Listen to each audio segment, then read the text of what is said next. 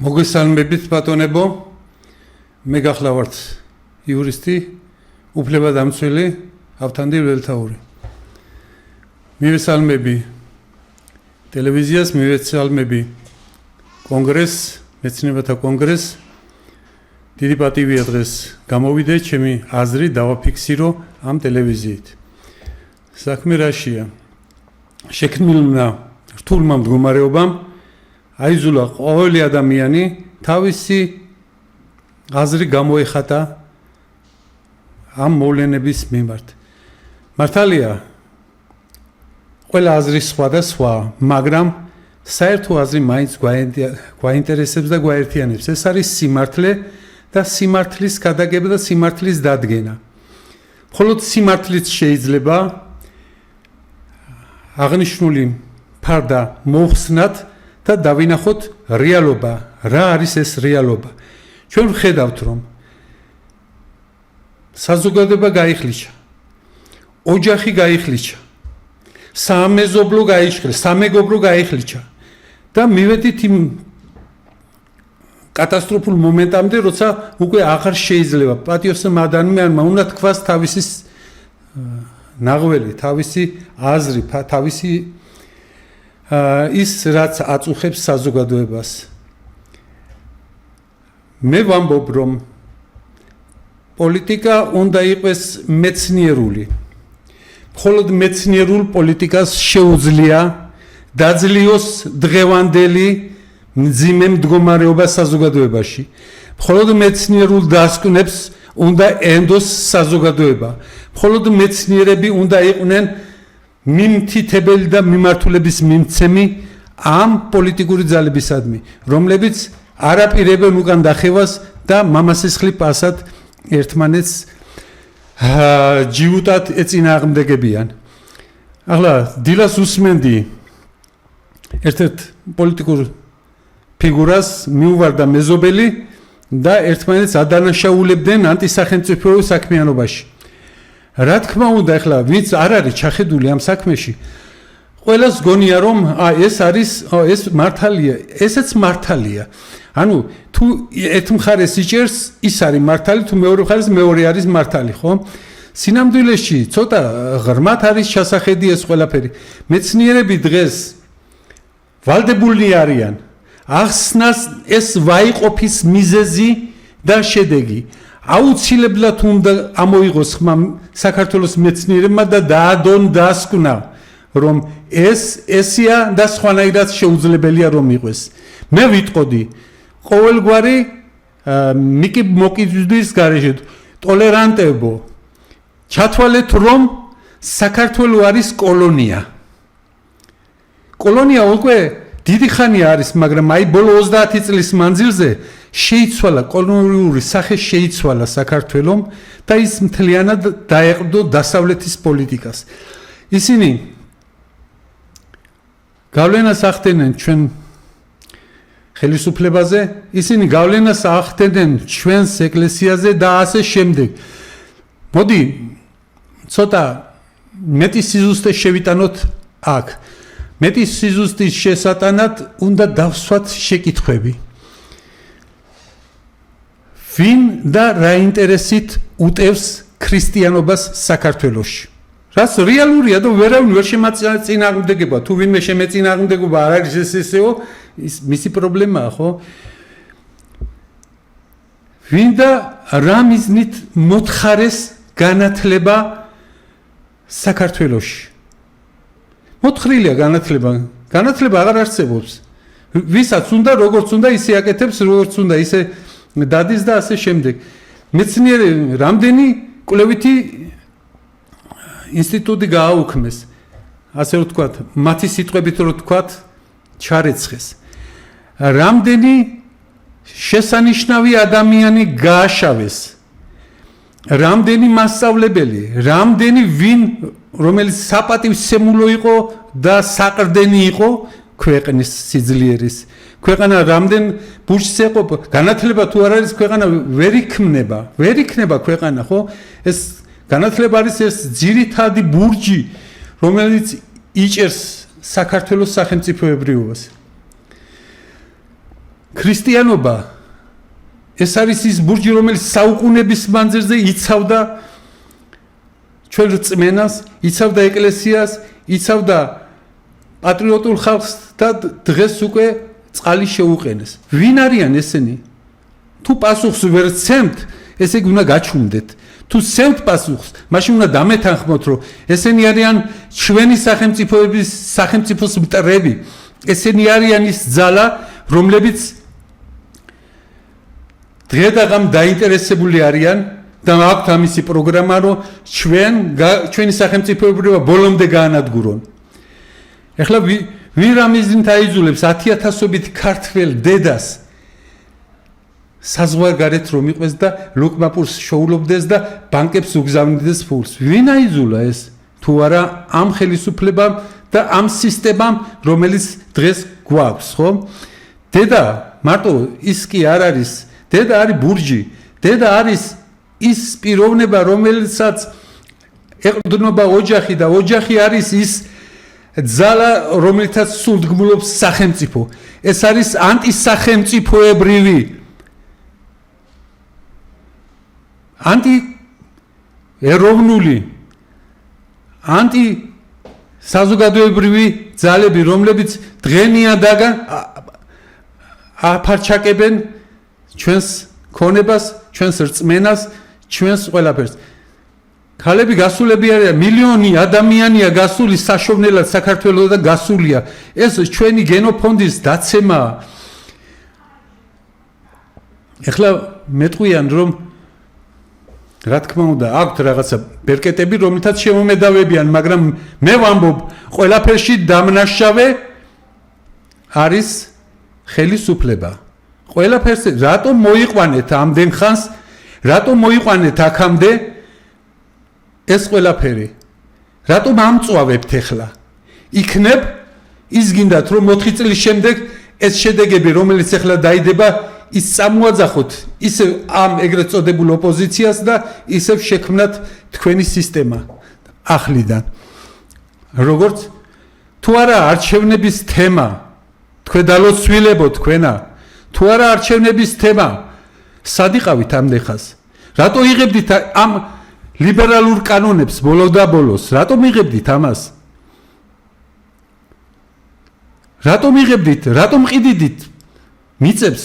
რატომ საქმიანობით ანტისახელმწიფოების საქმიანობას რატო შევდეთ? მაგრამ ეხლა გამოჩნდა თემა, რომ მოიგოთ არჩევნები და მოიგეთ არჩევნები, არ გაგიყალბებიათ, ნამდვილად მოიგეთ.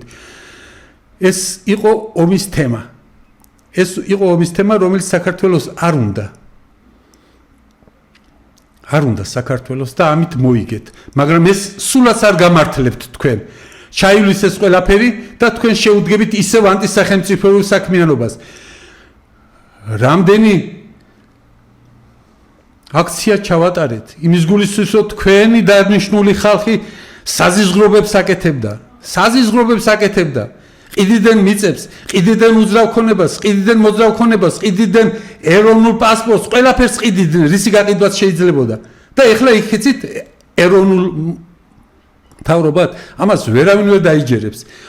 პასუხისგებლობა თქვენზეა და იმ წინათ ხელისუფლებაზეა პასუხისგებლობა, რომლებმაც ეს დაიწყო. რომლებმაც ეს დაიწყეს და თქვენ კეთილსინდისიერად გააგრძელეთ ანტისახელმწიფოებრივი საქმიანობა. ვინ აქცია საქართველოს დასავლეთის ასე რომ ვთქვათ ანგარიშ გასაწევ ძალად დასავლეთი ყველანაირად ცდილობს ჩვენთან არ შეიქმნას ეკონომიკა, არ შეიქმნას არანაირი პირობები ეკონომიკის განვითარების. ეს ციფრები, რომელსაც ატრიალებთ, ეს არ არის ის ციფრი, რომელიც რეალურად არის. გადით ხალხში და ნახეთ რა დღეში არიან ხალხი. ეს არავინ არ დაიჯერებს ამან. ანგარიშის გასაწევი ძალა საქართველოს არასდროს არ გახდება ამ ხელში. ამიტომ ჩვენ ვამბობთ, მეტროპოლიას ზურგი უნდა ვაქციოთ. დიახ, ბოლო 3 წელია შემოტრიალდა ხელისუფლება, თუ ამას შემოტრიალებას უწოდებთ, რომ კვლავ გაიხანგრძლივოს მდგომარეობა. კარგია ნეიტრალიტეტი, კარგია მიმხრობობა, ვემხრობი ამ პოზიციას, რა თქმა უნდა, მაგრამ არავის არ აქვს რწმენა იმისა, რომ თქვენ ისევ ძველ ჩარჩოში არ ჩაჯდებით. არავის არ აქვს, აბსოლუტურად არავის არ აქვს რწმენა. ის რომელიც ერთი მხრივ იქ ხედან ეხლა და ეგრეთ წოდებული პრეზიდენტის გარშემო არის მოტყუებულია ნაწილი სამართლიანად არის იქ რომ უნდა რომ ეს სამართლიანობა დაინახოს, აღადგინოს და რაღაცა ძალით ჩაერთოს, მაგრამ სინამდვილეში დამარცხებულია ეს ძალაც, დამარცხებულია. აბა რა გვაქვს, რა უნდა გავაკეთოთ, როგორ წავიდეთ წინ? ვინ წავა დათმობაზე არც ერთი არ მიდის არც ერთი დათმობაზე, ის იმიდან არ გამოდის დაუშვათ თავის რეზიდენციიდან ახალი პრეზიდენტი და ეს არის კოლაფსი ხომ ერთმანეთში სახსრულებრო საკანონმდებლო არეული ერთმანეთში და დიდი გაწევ-გამოწევა დგას და ეხლა მოდი თქვათ გავიხსენოთ უბრალოდ ჩვენი წინაპრების გადახედვილი მდგომარეობა, მაგრამ ბარათაშვილმა თქვა, რადგან კაცნი ვართ, შვილი სოფლისა, უნდა კიდევაც მისდიოთ მას გვესმას მშობლისა, არც კაცი ვარგა, რომ ცოცხალი მკვდარსა ემსგავსოს, იყოს სოფელში და სოფლისათვის არა იზრუნოს. ჩვენ უნდა დავიცვათ ჩვენი ფასეულობა. ჩვენ არავისი არაფერი არ გუმართებს. ის 28 მილიარდი სად წავიდა არავინ არ იცის. რას მოხამარდა და ვინ ნახარჯა და სად წავიდა არავინ არ იცის. ეს ყველაფერი ჩვენ კისერზეა და ამას უნდა დაესვას ამ ვასალურ მდგომარეობას უნდა დაესვას წერტილი. კაცნი რომლებიც დღეს პოზიციას ვერ აფიქსირებენ, ისინი რა თქმა უნდა მონობისთვის არიან განწირულები და ქართველს თავის ისტორიის მანძილზე არასდროს არ დობია მონობაში ყოფნა. არასდროს არ ყოფილა ისეთი შემთხვევა, რომ მისი ქრისტიანული მორალი შეებღალოთ და ისტორია გვასწავლის ამას, რომ ჩვენ არ ვიმსახურებთ ამას. დასავლეთი ჩვენთან რომ ქალი პარლამენტარები იყვნენ 1918 წელს 5 პარლამენტარი ყავდა ქალბატონი. მაშინ ევროპაში წარმოუდგენელი იყო ეს ამბავი. მაგათ როგორ უნდა გვასწავლონ ჩვენ პოლიტიკური კულტურა და საერთოდ რამე. ნებისმიერი ჩვენი ინჟინერი აიღე, ნებისმიერ თემაზე ჩვენი მეცნიერი აიღე, ნებისმიერ თემაზე სორს არ დაუდებს დასავლელს. კი ბატონო, თქვენ გთავაზობთ რაღაცას ხომ, მაგრამ ეს რაღაცა არის რა? ეს რაღაცა არის ის ნალექი, რომელიც თქვენ გაიარეთ უკვე და არანაირი შედეგი დადგა ის, რომ LGBT-ს პროპაგანდა ნებადართულია. ერთსქესიანთა ქორწილი ნებადართულია. სხვა რა გითხრათ ეხლა კიდევ რითი გაგახაროთ? ღმერთო ჩემო, ეს რა არის? ეს რა არის? როგორ შეიძლება ქართველმა ადამიანმა საქართველოს საზოგადოებამ ეს აიტანოს?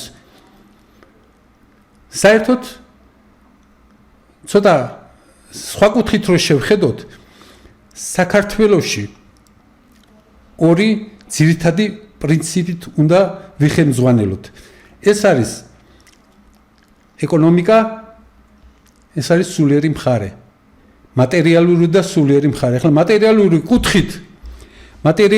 კუთხით თუ შევხედავთ ჩვენ მეზობლებთან, პირველ რიგში ვიტყოდი თურქეთთან 3 მილიარდიანი ბრუნვა გვაქვს. 3 მილიარდიანი. მეორე ადგილზე არის რუსეთი. მესამე ადგილზე არის ჩინეთი. ეს მატერიალური კუთხეს ვამბობ. რომლითაც დღეს ჩვენი ეკონომიკა ასე თუ ისე სულ ზღაფავს და არის. ის რაც შეეხება ევროპა მთლიანად 1%-ს არ აღემატება ჩვენთან სასაქონლო ბურუნვის მთლიან მონაცემთა ჯამში. მე არა ვარ ეკონომისტი, მაგრამ ვკითხულობ ასეთ სტატიებს და ასეთ კვლევებს მეცნიერებისგან. ხო, აბა რა ხდება ახლა? თუ ეკონომიურად ანუ ნივთიერი კეთილდღეობა არის დედაბოძი ჩვენთვის. თუ ეს არ არის, მაშინ ის ნახე 1%-ით სულიერად როგორ უნდა შეგვმოსონ და როგორ უნდა გაგვამხნევონ და როგორ უნდა წაგვიძღნენ წინ. არის გამოსავალი? არ არის გამოსავალი. მათ რაც სულიერად შემოიტანეს, აგერ გეუბნები რაც შემოიტანეს სულიერად, ეს არის ანტიქრისტიანული რელიგიის წინააღმდეგ ბრძოლა, ქრისტიანული რელიგიის წინააღმდეგ ბრძოლა. ანუ ეკლესიის წინააღმდეგ ბრძოლა. ეს არ არის სადავო, ეს არ არის საჩოთირო, ეს არის რეალობა, რომელსაც გავალ და ნებისმიერი დაგვიმტკიცებს და დაგვიდასტურებს. განათლების სისტემა. ეს ორივე არის ფუნდამენტური დედაბოძი, რომელზეც დგას ჩვენი ქვეყანა. ოჯახის ნგრევა მაგათგან მოდის ოჯახის ნგრევა. ჩვენი ოჯახების ხლა 100,000 სობით ქალბატონი ოჯახის დედა რო გაიხიზნება საზღვარგარეთ ოჯახის გადასარჩენად, ეს უკვე სახელმწიფოს ურტყავს, სახელმწიფო სიძლიერას ურტყავს, იმიტომ რომ სახელმწიფო დგას ამ ბურჯებზე და ეკონომიკა. თანხები ვინ თუ არა გამყიდულები 70,000 ბინა აქვს მარტო ერთ ბანკს გასაყიდი დღეს 70,000 ბინა, ანუ სადღაც ერთი 150,000 ადამიანი ღიაცის ქვეშ უნდა დადგეს და დაჯდეს, ხო? ვინ გააკეთა ეს? თავმომწონე ეგრეთ წოდებული ოპოზიციის წარმომადგენლები არიან ახლა, რომ ჭკუას გვასწავლიან და გვიგალობებენ, რომ ჩვენ პატრიოტები ვართ, ჩვენ ესეთები ვართ, ჩვენ ისე. ამ დროს ამერიკის შეერთებული შტატების ორ ფირმას მისცეს ეს პოლიტიკა, საბანკო პოლიტიკა. ორ ფირმას მისცეს. თვითონაც არიან წილში. და ეს ხალხმა უნდა დაინახოს, ეს ხალხმა უნდა შეაჯეროს და შეაფასოს, როგორ და რანაირად შეიძლება ამის გაკეთება, როგორ და რანაირად შეიძლება აქედან რამე სიკეთეს ველოდეთ. არაფერი სიკეთე აქ შანსი არ არის. ჩვენი ფასეულობები, რა არის ჩვენი ფასეულობები? ანუ კულტურული ფასეულობებია, კულტურული ისტორიული ფასეულობებია, რაც თვითყობადობას ქმნის ჩვენ. ამას გვინგრევენ, თვალსა და ხელშუა გვინგრევენ ესენი. და ამაზე პასუხისგებელი არავინ არ არის. ღმერთო ჩემო, არც წინა ხელისუფლება და არც ეს ხელისუფლება, რომელიც დღეს არის, ხო, ეგრეთ წოდებული ხელისუფლება, დანაშაულს არ აღიარებს. შეცდომებს არ აღიარებს. ეს კატასტროფაა, ეს კატასტროფაა. დღემდე ეს 30 წელიწადი გლიჯეს საქართველო, ანგრიეს საქართველო. როგორც უნდათ ისე გამოიყენეს და ეს რაც დღეს შედეგია და უყურეთ ამ შედეგის პასუხისგებლობას, არც ოპოზიცია არ იღებს და არც ხელისუფლება არ იღებს. ჩვენ გვჭირდება პასუხისმგებლური და შემოქმედი ხელისუფლება, პასუხისმგებლური და შემოქმედი. რას ნიშნავს? ეს იმას ნიშნავს, რომ ჩამოვყალიბოთ ის სისტემა, სადაც იქნება ეს ყველაფერი გათვლილი და დაფიქსირებული, რომ აღარ შეეძლებათ ცალკეური პიროვნებებს შეასრულონ ეს ანტისახელმწიფოებრივი, ანტიქართული, ანტი ყველაფერი ანტი. ჩვენ ვახსენეთ სისტემა. სისტემა რა არის? ეს არის ინსტიტუტების, სამთავრობო და არასამთავრობო ურთიერთობათა ერთობლიობის გამოხატვა. მეტი არაფერი არ არის სისტემა. აი ეს ურთიერთობებს რომ უყურებთ ჩვენ ვამბობთ რომ ეს სისტემა არ არის. ეს არის დასავლეთიდან მოწვდილი რაღაც გაურკვეველი ნახევრად სისტემა, რომელიც არ მუშაობს ქართულ ნიადაგზე, რომელიც არ მუშაობს და ამოხეთქავს დღეს თუ ხვალ ამოხეთქავს. ღმერთმა დაგვიფაროს რა. დღეს თუ ხვალ ამოხეთქავს. სისტემის შესაქმნელად კი საჭიროა ისეთი ძალების კონცენტრაცია, რომელიც იქნება პასუხისგებლური, რომელიც იქნება შემოქმედი, რომ უშიშარი გარემო შეიქმნას და უსაფრთხო გარემო შეიქმნას და ყველაფერი იყოს ნორმაში.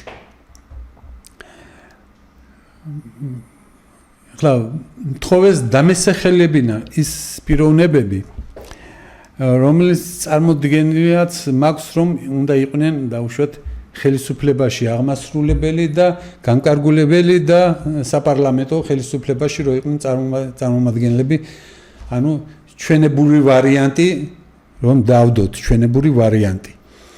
ახლა მე მაქვს ასეთი წინადადება.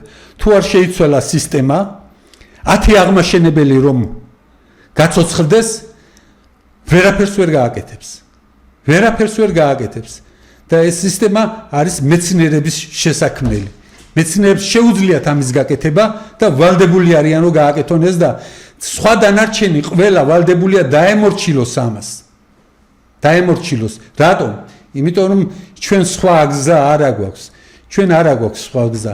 ეხლა ბატონ ვახშიმ ჩამოაყალიბა ის 10 თვისება, რომელიც ამა თუ იმ პიროვნებას უნდა კონდეს, როდესაც იგი წარდგება ან პარლამენტში, ან ხელისუფლების აღმასრულებელ ორგანოებში, განკარგულებელ ორგანოებში. ეს ძალიან კარგია. მაგრამ თუ არ იქნა ის კანონები, რომელიც უკვე მიიღო ჩვენმა მოღალატე ხელისუფლებამ შარშან და შარშანწინ და იმისინა 70 წლის მანძილზე, ნეოლიბერალური კანონები, რომელიც დღეს მოქმედებს, ვერავინ ვერაფერს ვერ გააკეთებს. რაც არ უნდა მონდომებული იყოს, რაც არ უნდა მომზადებული იყოს, რაც არ უნდა შემსრულებადი იყოს, ვერ გააკეთებს. ანუ პირველი ამოსავალი წერტილი არის კანონები, რომელიც ანტიქართულია, უნდა კონდეს მოსახლეობას უფლება გამოითხოვოს ეს კანონები და გააუქმოს რეფერენდუმის გზით. ეს შესატანი არის უყურე რა სირთულეებში შევდივართ ახლა. ეს შესატანი არის კონსტიტუციაში. კონსტიტუციაში ესენი არ შეიტანენ, იმიტომ რომ თავიანთი მიღებულია. დასავლური მიმართულება რო ჩაწერეს კონსტიტუციაში, წარმოიდგინე ევროატლანტიკური ალიანსში მისწრაფება. ეს რამხელა საფრთხის წინაშე დააყენეს საქართველოს. ხომ უნდა გავიაზროთ ეს. ეს კანონები არის ჩამოსაჭრელი, ეს კანონები არის ჩამოსაშორებელი და ახალი კანონები არის მისაღები. აი ამის წინაშე ვდგევართ ჩვენ. შეძლებს ეგრეთ წოდებული დღევანდელი ხელისუფლება ამის გაკეთებას? ფიქრობ რომ არ გააკეთებს. იმიტომ რომ ესენი არიან ერთი მედლის ორი მხარეა. ისინი აწყობთ ერთმანეთს. აწყობთ რომ ერთმანეთი გაიტანონ.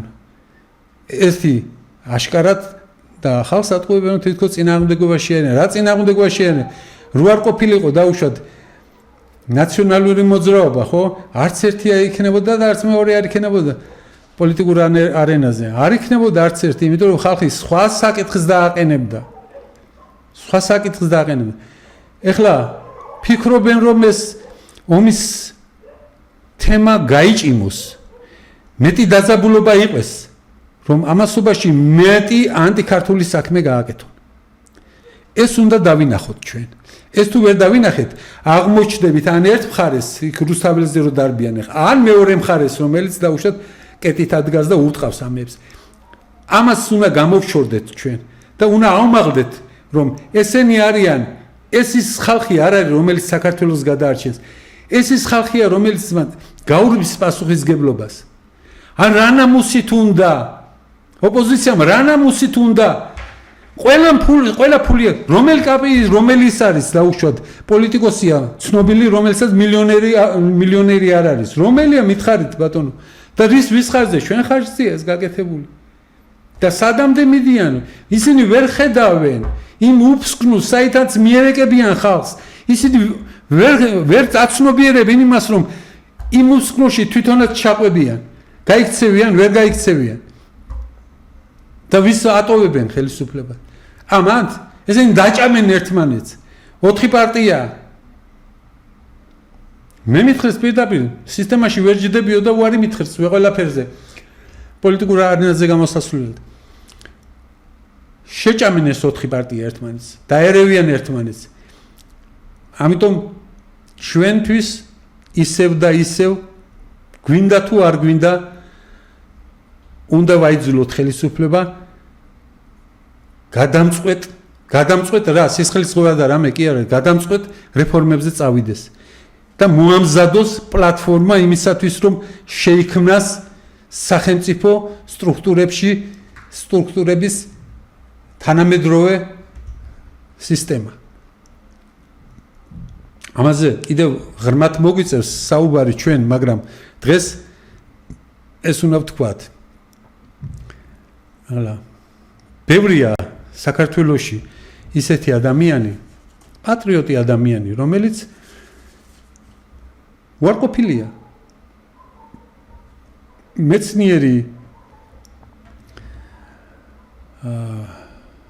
ისეთი თემები რომელიცაც მართლა ღირს საუბარია და თხოვენ რომ დავასახელო ესენი აღმასრულებელ ხელისუფლებაში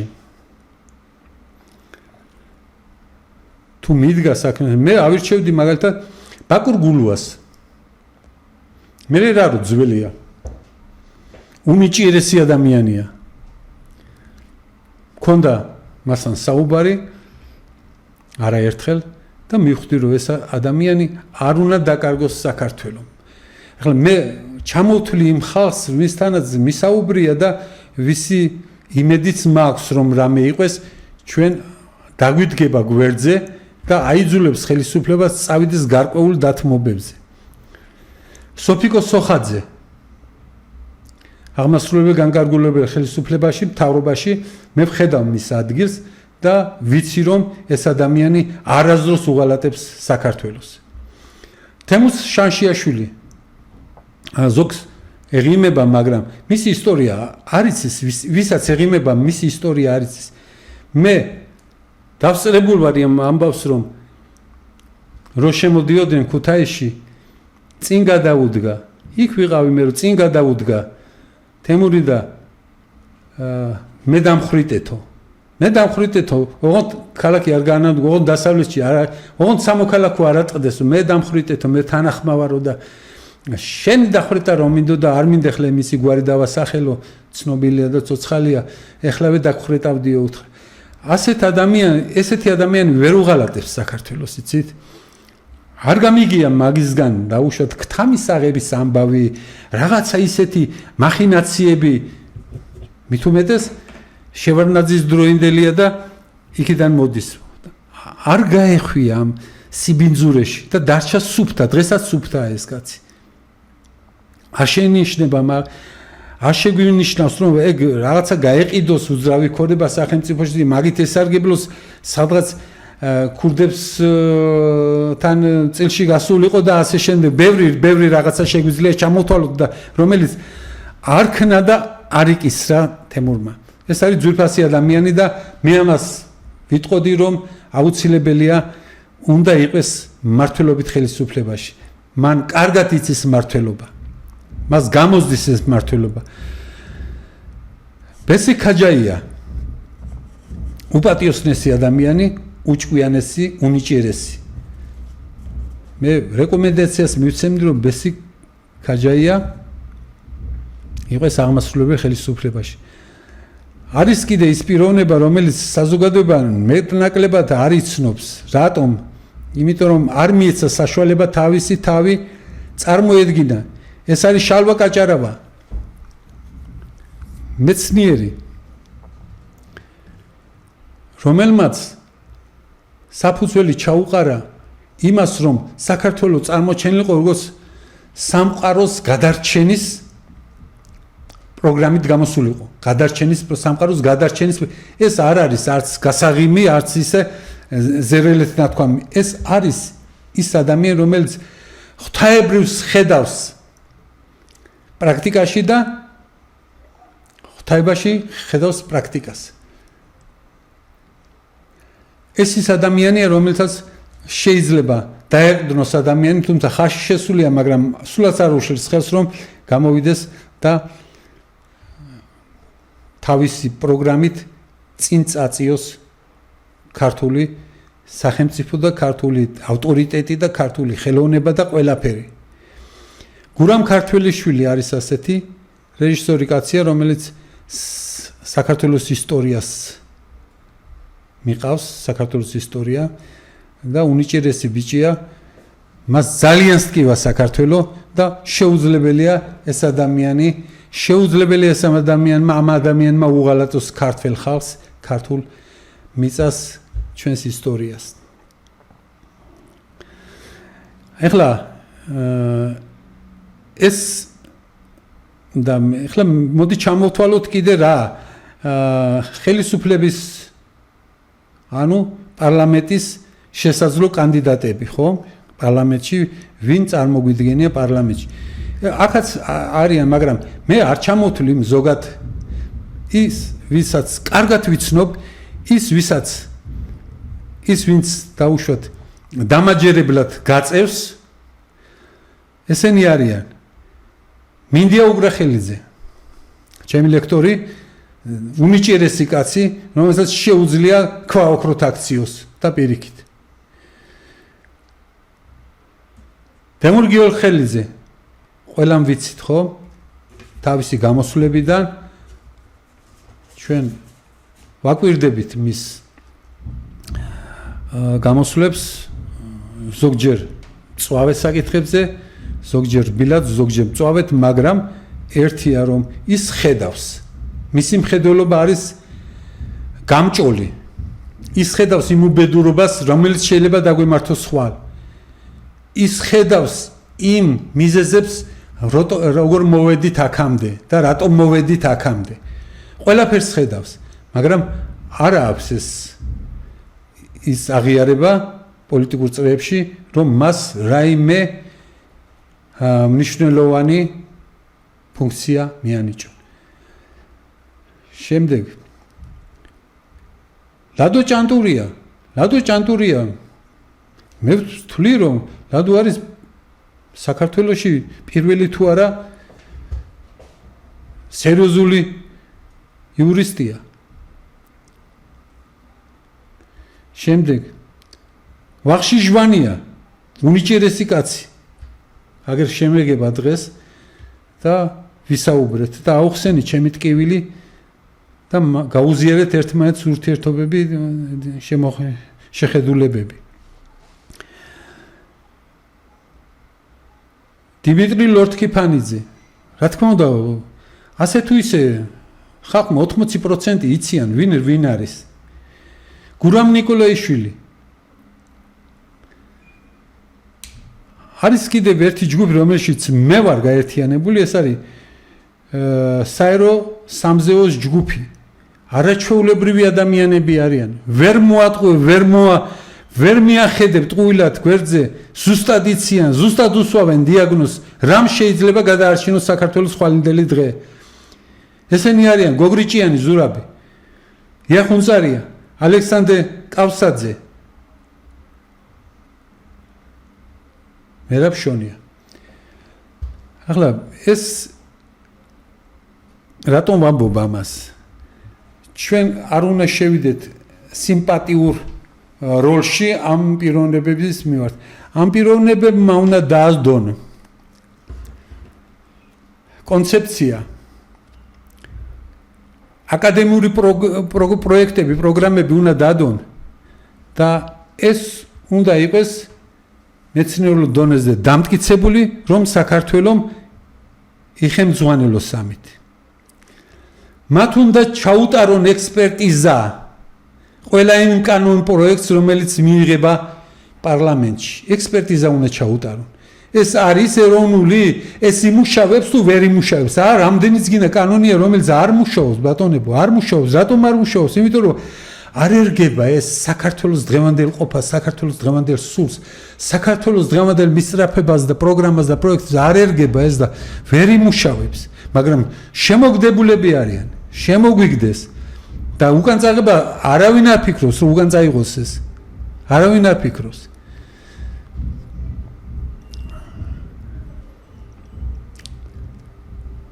ჩვენ უნდა გვყავდეს პარლამენტში სამართლის სპეციალისტები.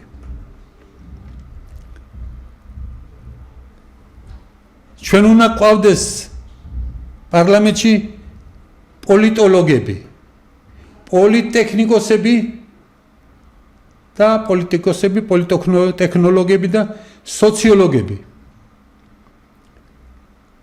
მათ თავიანთი სიტყვა უნდა თქვან ამა თუ იმ კანონზე.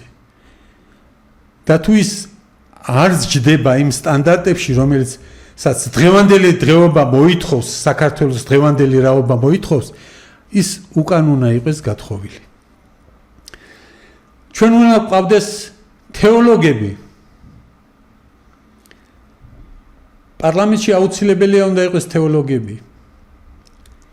რატომ? იმიტომ რომ ჩვენ ქრისტიანული ქვეყანა ვართ და პარლამენტარი და არაფერს ხელს არ უშლის პარლამენტში ისხდნენ ის ადამიანები, რომლებსაც წამთ ქრისტიანობის, რომელიც ღირსეული ხალხია, ღირსეულად აფასებენ დღევანდელ სიტუაციას და რომლებიც არ უღალატებენ თავიანთ მინდობილ საქმეს. ესენი უნდა იყვნენ დარგის სპეციალისტები. ამა თუ იმ დარგის სპეციალისტები, სოფლის მეურნეობა იქნება, მრეწველობა, სამხედრო იქნება. ამის სპეციალისტები უნდა გვყავდეს აუცილებლად.